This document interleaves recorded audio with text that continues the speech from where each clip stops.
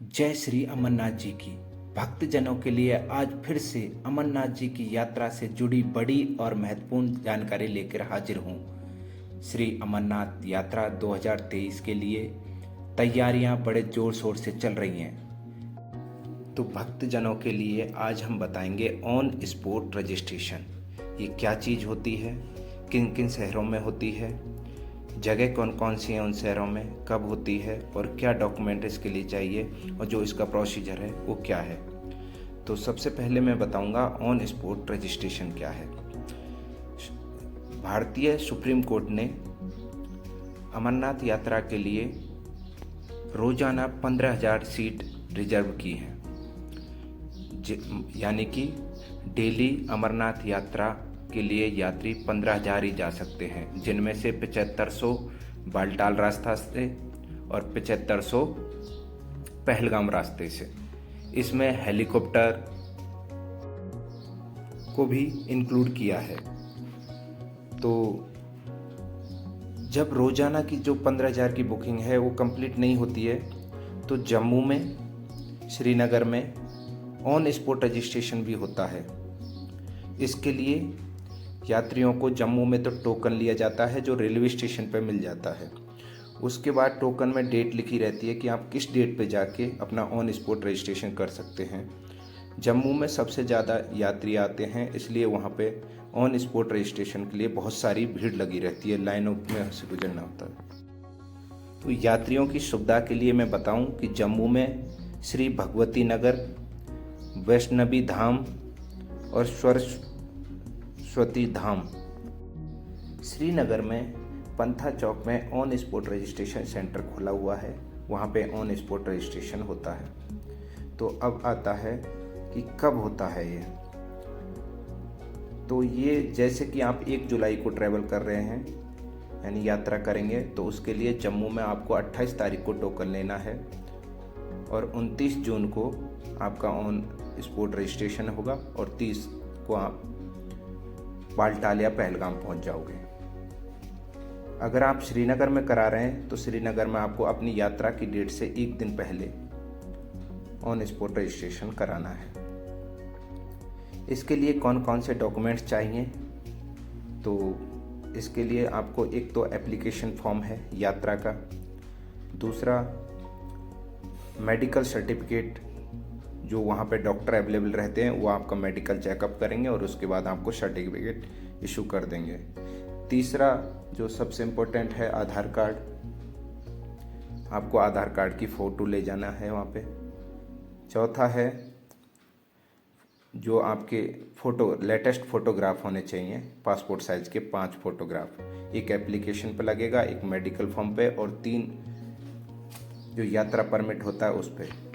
वहीं पे भी आपको रेलवे स्टेशन पे या एयरपोर्ट पे आपको RFID कार्ड भी मिल जाएगा। तो यात्रियों को बता दूं कि ये ऑन स्पॉट रजिस्ट्रेशन कराना कैसे है। इसके रिगार्डिंग क्या है, जम्मू का जो प्रोसीजर है वह है कि सबसे पहले आपको वहाँ पे रेलवे स्टेशन पे ही टोकन मिलेगा ऑन स्पॉट रजिस्ट्रेशन के लिए।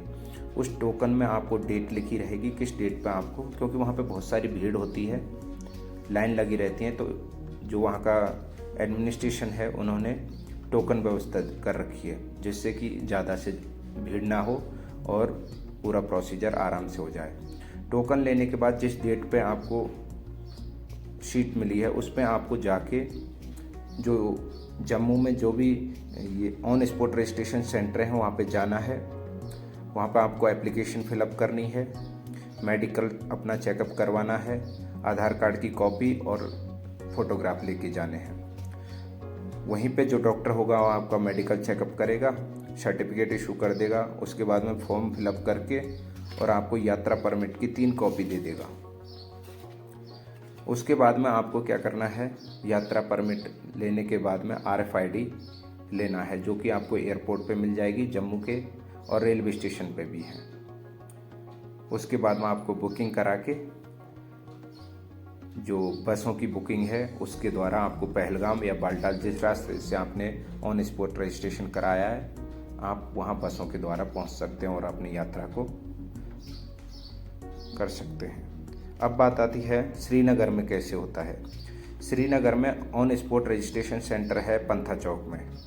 पंथा चौक में आपको आना है और ये होता है जिस दिन आप यात्रा चालू होगी उससे एक दिन पहले। 2 दिन भी पहले हो जाता है, अगर सीट अवेलेबल है तो कोई दिक्कत नहीं है। लेकिन उसके लिए आपको क्या करना है, वहाँ पे आके ये सारे डॉक्यूमेंट्स देने हैं। वहाँ पे बहुत अच्छे से ये फैसिलिटी है कि आप आराम से कर सकते हैं। वहाँ पे कोई टोकन व्यवस्था नहीं है, ज़्यादा लाइन भी नहीं लगती और जो डॉक्टर्स हैं वो भी सफिशिएंट है।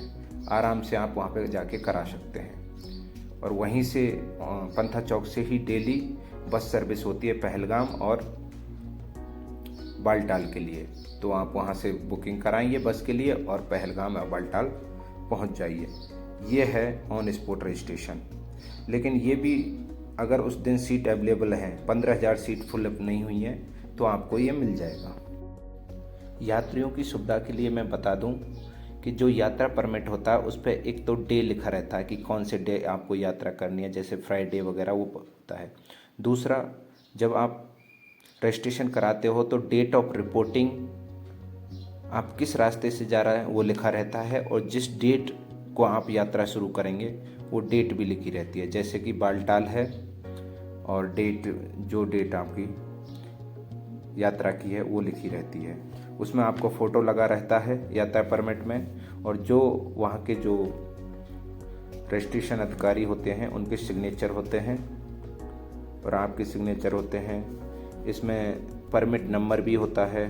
उसके बाद में आपका full name, gender, blood group, name of the spouse, address, name of the authorised doctor, जिस डॉक्टर से आपने मेडिकल सर्टिफिकेट लिया है उसका नेम रहता है, डेट रहती है और कहाँ जो डॉक्टर हैं वो कहाँ के हैं, किस जगह पर आपने मेडिकल कराया, ये सारी इन्फॉर्मेशन रहती है।